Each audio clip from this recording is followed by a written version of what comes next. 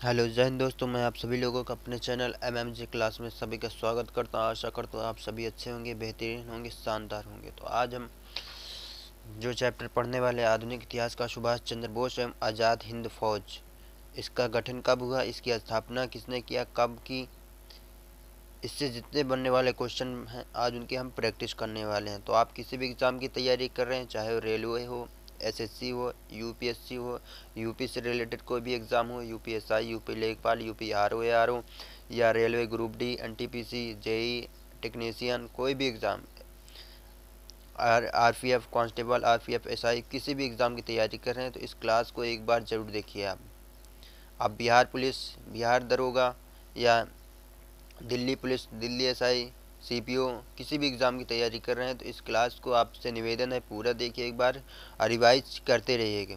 ज़्यादा ज़्यादा 10 या 15 मिनट की क्लास रही थी तो आप रिवाइज कर सकते हैं। तो आप जितना अच्छा रिवाइज करेंगे, जितने बार भी रिवाइज करेंगे, आपको उतना ही फ़ायदा मिलेगा। तो आपसे उम्मीद है तो आप रिवाइज डेली करिए। पिछली क्लास ना देखी हो तो जाकर देख लीजिए, प्लेलिस्ट में पड़ी हुई है, सब चैप्टर वाइज हमने छोड़ रखा है। तो आप कंटिन्यू क्लास में बने रहिए और रिवाइज करते रहिए क्लास को। जितना आप अच्छा रिवाइज करेंगे, जितनी बार भी रिवाइज करेंगे तो आपको उसका फ़ायदा आपके एग्ज़ाम में मिलेगा, ज़रूर मिलेगा। तो चलिए, आपसे उम्मीद है कि ये आप ज़रूर फॉलो करेंगे। तो आप किसी भी एग्ज़ाम की तैयारी कर रहे हैं तो एक बार ज़रूर देखिए। ठीक, आपको क्लास कैसी लग रही है, क्लास अच्छी लग रही है तो कमेंट करके ज़रूर बताइएगा। आप चैनल पर नए हैं तो चैनल को सब्सक्राइब कर लीजिए, अपने दोस्तों और भाइयों के साथ भी शेयर कीजिए जो लोग गवर्नमेंट एग्ज़ाम की तैयारी कर रहे हैं। तो चलिए बिना टाइम वेस्ट के क्लास को स्टार्ट करते हैं। तो आज का पहला क्वेश्चन है, नेताजी सुभाष चंद्र बोस का जन्म किस नगर में हुआ था? जिस नगर में हुआ था वह है, जिस नगर में हुआ था वह है। तो कहाँ हुआ था इनका जन्म? कटक में हुआ था। कहाँ पे हुआ था? कटक में हुआ था। कटक कहाँ पड़ता है? तो आपका उड़ीसा में पड़ता है, याद रखिएगा दोस्तों। कहाँ पड़ता है? उड़ीसा में पड़ता है। इनका जन्म 23 जनवरी, याद रखिएगा, 23 जनवरी, 23 जनवरी 1897 में, 1897 में हुआ था। कहाँ? कटक, उड़ीसा में हुआ था। उड़ीसा के कटक में हुआ था, याद रखिएगा। उसके बाद इन्होंने, इनका कार्यकाल क्या था? उन्होंने वर्ष 1919 में कलकत्ता विश्वविद्यालय से स्नातक की। 1919 में क्या किया था इन्होंने? कलकत्ता विश्वविद्यालय से इन्होंने स्नातक किया था। क्या किया था? स्नातक किया था, यानी ग्रेजुएशन किया था। ठीक, अवधि प्राप्त की और एक वर्ष 1920 में, वर्ष 1920 में भारतीय नागरिक सेवा में उत्तीर्ण हुए। 1920 में क्या हुए थे ये? भारतीय नागरिक सेवा में उत्तीर्ण हुए थे। ठीक, वर्ष 1938 में हरिपुरा व 1939 त्रिपुरी में कांग्रेस के अध्यक्ष भी रहे। जब वर्ष 1938 में हरिपुरा अधिवेशन और 1939 में त्रिपुरा अधिवेशन के अध्यक्ष भी रहे, याद रखिएगा, ये पॉइंट जरूर लिख लीजिएगा। हम वर्ष 1938 में हरिपुरा अधिवेशन, ठीक, हरिपुरा अधिवेशन में, और वर्ष 1939 त्रिपुरा, ठीक, त्रिपुरी अधिवेशन के ये अध्यक्ष रहे। कब कब से कब तक? 1938 से हरिपुरा अधिवेशन के, 1939 में त्रिपुरी अधिवेशन के अध्यक्ष रहे। और वर्ष 1939 में कांग्रेस के अध्यक्ष पद से त्यागपत्र दे दिया था। ठीक, याद रखिएगा, 1939 से त्यागपत्र दे दिया था अध्यक्ष से। ठीक, याद रखिएगा, त्यागपत्र दिया था अध्यक्ष से, लिख लीजिएगा और भी बातें। तो वर्ष 1939 में इन्होंने त्यागपत्र कांग्रेस की अध्यक्षता से दे दी थी। तो उसके बाद इन्होंने क्या स्थापना की? फॉरवर्ड ब्लॉक की स्थापना की थी। क्या स्थापना की थी? फॉरवर्ड ब्लॉक की स्थापना की थी, याद रखिएगा। क्या स्थापना की? फॉरवर्ड ब्लॉक की। त्यागपत्र देने के बाद इन्होंने फॉरवर्ड ब्लॉक की स्थापना की थी। याद रखिएगा। स्थापना की वर्ष 1941। इसके बाद वर्ष 1941 में जर्मनी चले गए थे। कहाँ चले गए थे? जर्मनी चले गए थे। जर्मनी कब गए थे याद रखिएगा, तो 1941 में जर्मनी गए थे। याद रखिएगा, इस सब पॉइंट पूछा जाएगा आपसे, तो आप तैयार रहिएगा बताने के लिए। वर्ष 1941 में जर्मनी चले गए थे। ठीक, इसके बाद वर्ष 1945 में आज़ाद हिंद फौज की कमान संभाली थी। कब कमान संभाली थी आज़ाद हिंद फौज की? तो ये पूछ लेगा आपसे, तो ये बताने के लिए तैयार रहिए आप। आज़ाद हिंद फौज की, आज़ाद हिंद फौज की, आज़ाद हिंद फौज की कमान कब संभाली थी? 1945। कब? 1945 में। ठीक, इन्होंने 1938 में हरिपुरा अधिवेशन, 1939 में त्रिपुरा अधिवेशन के कांग्रेस अध्यक्ष भी रहे। 1939 में इन्होंने कांग्रेस के अध्यक्ष पद से त्यागपत्र दे दिया था। फिर उसके बाद इन्होंने 1940 में लगभग 1943 से 1940 के बीच में इन्होंने फॉरवर्ड ब्लॉक की स्थापना की थी। वर्ष 1900 स्थापना करने के बाद वर्ष 1941 में इन्होंने जर्मनी चले गए थे।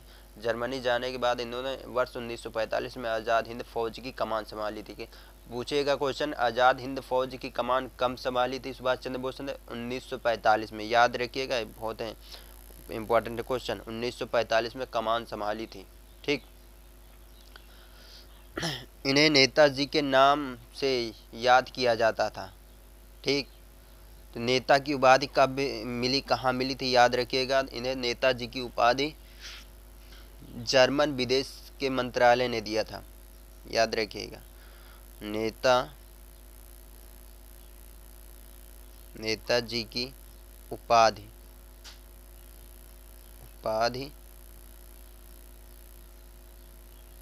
जर्मन विदेश मंत्रालय ने दिया था। जर्मन विदेश, लिख लीजिएगा, हम बोल दे रहे हैं। नेताजी के नाम से याद किया जाता है। नेताजी की उपाधि जर्मन विदेश मंत्रालय ने दिया था। किसने दिया था? जर्मन विदेश मंत्रालय ने दिया था नेताजी की उपाधि। याद रखिए, इंपॉर्टेंट क्वेश्चन पूछ लिएगा, नेताजी की उपाधि कहाँ से इन्हें मिली थी? तो जर्मन विदेश मंत्रालय से मिली थी। याद रखिएगा। ठीक, तो नेताजी सुभाष चंद्र बोस का जन्म जिस नगर में हुआ था वह कहाँ था? कटक, उड़ीसा के कटक में हुआ था। याद रखिएगा, कब हुआ था? 23 जनवरी 1897 ईस्वी में हुआ था। इन्होंने वर्ष 1919 में कलकत्ता विश्वविद्यालय से स्नातक यानी ग्रेजुएशन की डिग्री प्राप्त की। वर्ष 1920 में भारतीय नागरिक सेवा ICS जिसे बोला जाता है, इस समय भारतीय जो बोला जाता है भारतीय नागरिक सेवा आयोग की परीक्षा उत्तीर्ण करने के बाद ठीक ICS पास की थी। वर्ष 1938 में हरिपुरा अधिवेशन या व 1939 त्रिपुरी अधिवेशन के कांग्रेस अध्यक्ष भी रहे। 1939 में इन्होंने कांग्रेस के अध्यक्ष पद से त्यागपत्र देकर फॉरवर्ड ब्लॉक की स्थापना की थी। वर्ष 1941 में इन्होंने जर्मनी चले गए थे। 1945 में आज़ाद हिंद फौज की कमान संभाली थी। कब कमान संभाली थी? 1945 में। ठीक, नेताजी के नाम से याद किया जाता था। नेताजी का उपाधि कहाँ से मिली थी इन्हें? जर्मन विदेश मंत्रालय से मिली। तो ये पॉइंट याद दे रखिएगा, हर एग्ज़ाम में पूछा जाएगा दोस्तों। तो आप लोग रिवाइज करेंगे तो आपको एग्ज़ाम में सफलता ज़रूर मिलेगी, अवश्य मिलेगा। तो आपसे निवेदन है क्लास को पूरा देखिए और रिवाइज करते रहिएगा। चलिए अगला क्वेश्चन है, वर्ष 1939 में कांग्रेस को छोड़ने के पश्चात सुभाष चंद्र बोस ने किस दल की स्थापना की थी? देख लीजिए, पूछ रहा है तो किस दल की स्थापना की थी? तो फॉरवर्ड ब्लॉक की। अभी हमने बताया था फॉरवर्ड ब्लॉक की स्थापना की थी। कब? 1939 में। याद रखिएगा, फॉरवर्ड ब्लॉक की स्थापना की थी।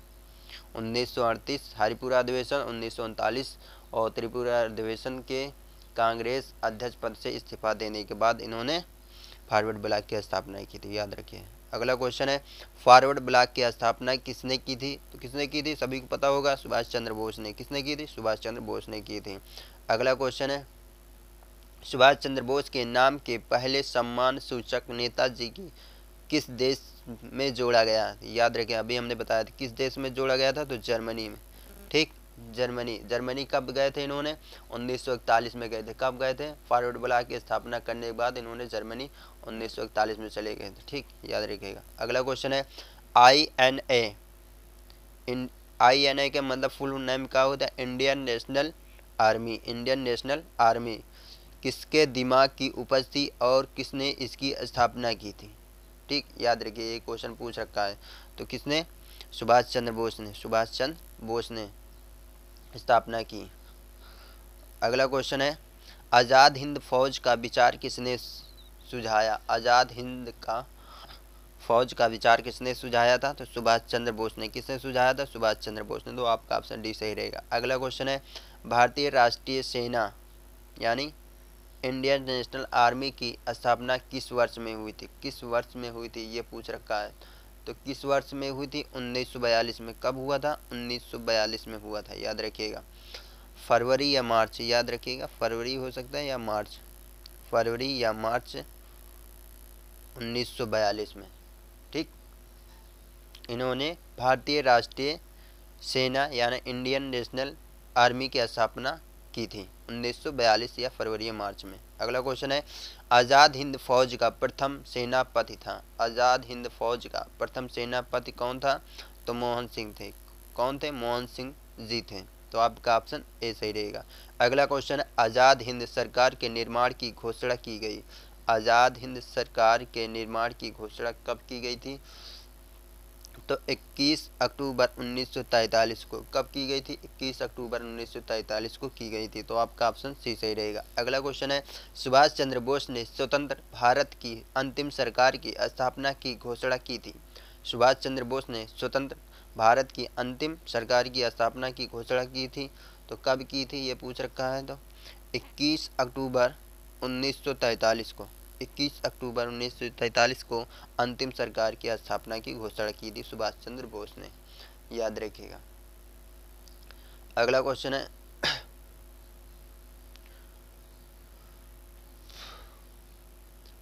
ने सिंगापुर में स्वतंत्र भारत की अस्थायी सरकार आज़ाद हिंद फौज का गठन किया था, याद रखिएगा। ठीक, अंतिम सरकार के रूप में इन्होंने सुभाष चंद्र बोस ने सिंगापुर में स्वतंत्र भारत की अस्थायी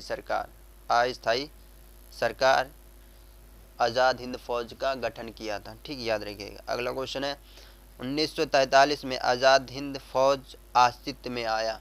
आज़ाद हिंद फौज अस्तित्व में आया तो कब आया था? तत्कालीन मलय में। तत्कालीन मलय में आया था, याद रखिए। 1943 में आज़ाद हिंद फौज अस्तित्व में कब आई थी? तत्कालीन मलय में। तब सिंगापुर द्वीप ब्रिटिश मलय का हिस्सा था। ठीक, याद रखिए, क्या था उस समय? सिंगापुर द्वीप क्या था? ब्रिटिश मलय का हिस्सा था, इसलिए तत्कालीन मलय में आज़ाद हिंद अस्तित्व में आया था, याद रखिएगा। अगला क्वेश्चन है किस भारतीय क्रांतिकारी ने सुभाष चंद्र बोस को इंडियन नेशनल आर्मी के गठन में सक्रिय सहयोग दिया था? किस भारतीय क्रांतिकारी ने सुभाष चंद्र बोस को इंडियन नेशनल आर्मी के गठन में सक्रिय सहयोग दिया था? तो किसने दिया था? तो रास बिहारी बोस ने। किसने दिया था? रास बिहारी बोस ने दिया था। गठन के समय सक्रिय सहयोग, बहुत महत्वपूर्ण भूमिका इन्होंने भी निभाई थी, याद रखिएगा। अगला क्वेश्चन, निम्नलिखित में से कौन सा व्यक्ति आज़ाद हिंद फौज से नहीं जुड़ा था? निम्नलिखित में से कौन सा व्यक्ति आज़ाद हिंद फौज से नहीं जुड़ा था? तो मेजर करतार सिंह, ये आज़ाद हिंद फौज से नहीं जुड़े थे। बाकी ये तीनों लोग जुड़े थे आपके। Major general Shahnawaz Khan, colonel Prem Kumar Sahgal, colonel Shaukat Ali Malik, ये लोग जुड़े थे आज़ाद हिंद फौज से। अगला क्वेश्चन है आज़ाद हिंद फौज का प्रधान कार्यकाल कहाँ स्थित था? आज़ाद हिंद फौज का प्रधान कार्यकाल कहाँ स्थित था? तो रंगून में। रंगून में। कहाँ पे स्थित था? रंगून। रंगून कहाँ स्थित था? सिंगापुर से रंगून स्थानांतरित किया गया था। आज़ाद हिंद फौज पहले कहाँ बनी थी? सिंगापुर में बनी थी। ठीक, वहाँ से रंगून स्थानांतरित किया था, याद रखिएगा। कब स्थानांतरित किया गया था? तो 1944 में सिंगापुर से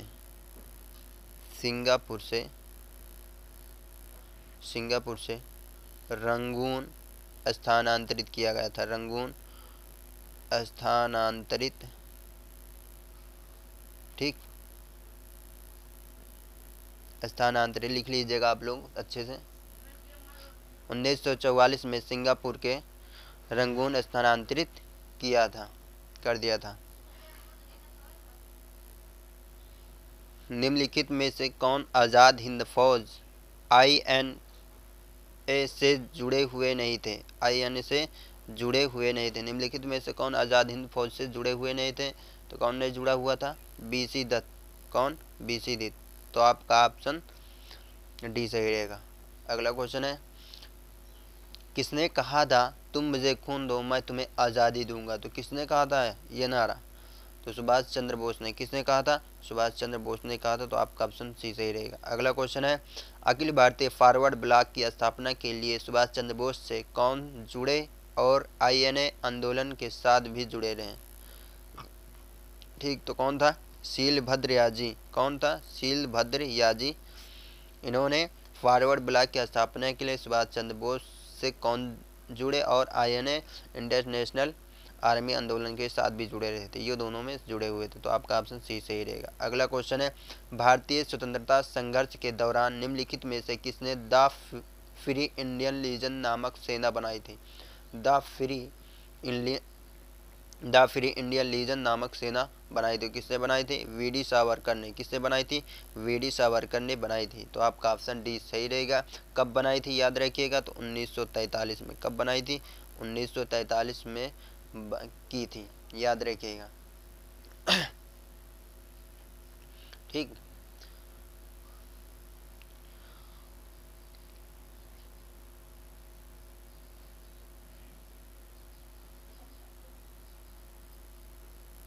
अगला क्वेश्चन है, इनमें से किसने रानी लक्ष्मीबाई रेजिमेंट की स्थापना की? इनमें से किसने रानी लक्ष्मीबाई रेजिमेंट की स्थापना की थी? याद रखिएगा। सॉरी, थोड़ा 2 मिनट रुकिए।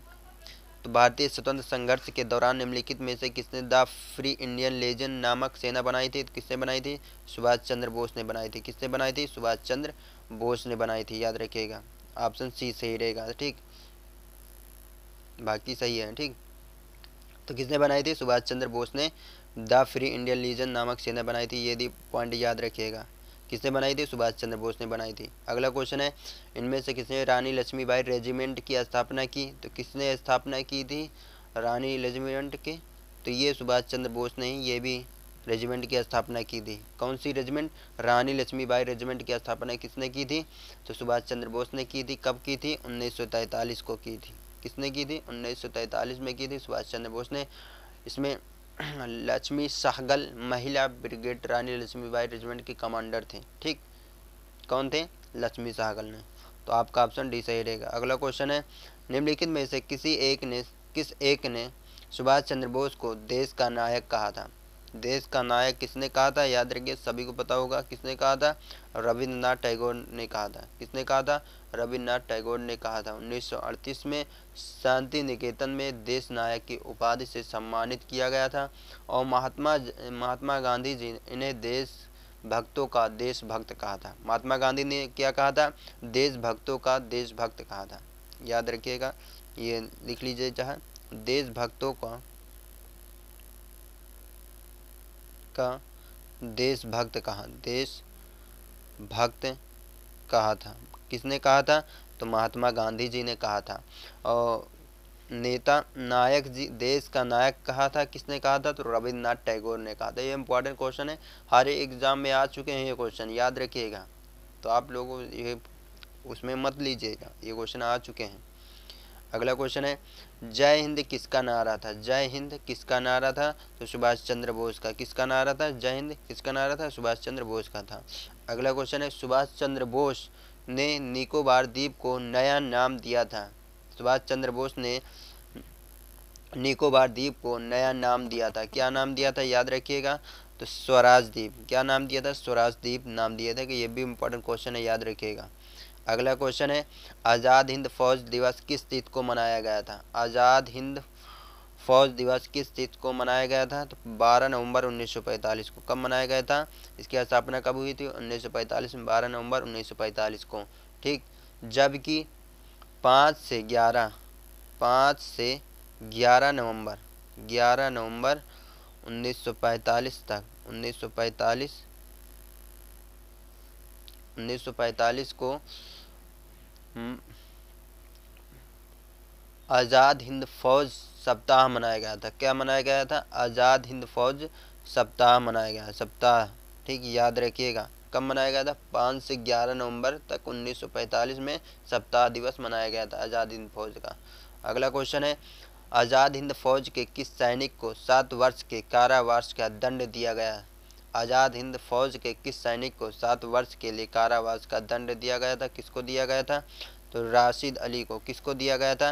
राशिद अली को दिया गया था। तो आपका ऑप्शन सी सही रहेगा। अगला क्वेश्चन है, निम्नलिखित में से आज़ाद हिंद फौज को के किस अधिकारी ने लाल किले पर चलाए गए मुकदमे का सामना नहीं किया? निम्नलिखित में से आज़ाद हिंद फौज के किस अधिकारी ने लाल किले पर चलाए गए मुकदमे का सामना नहीं किया था? तो किसने नहीं किया था? तो मोहन सिंह ने। तो आपका ऑप्शन सी सही रहेगा। अगला क्वेश्चन है, निम्नलिखित में से किसने 1945 में आज़ाद हिंद फौज की ओर से लाल किले के मुकदमा में पैरवी कर रहे वकीलों की अध्यक्षता की? किसने की थी अध्यक्षता? तो भूलाभाई देसाई ने, भूलाभाई देसाई ने की थी। तो आपका ऑप्शन ए सही रहेगा। अगला क्वेश्चन है, कब की थी? याद रखिएगा 1945 में की थी। ये जो सन लिखा हुआ है 1945 में, ठीक, याद रखिएगा। अगला क्वेश्चन है, आज़ाद हिंद फौज के अधिकारियों के लाल किले में चल रहे मुकदमे में उनके पक्ष से निम्नलिखित में से किसने वकालत की थी? तो किसने वकालत की थी ये पूछ रखा है। तो किसने वकालत की थी? सर टीबी सप्रू ने। किसने?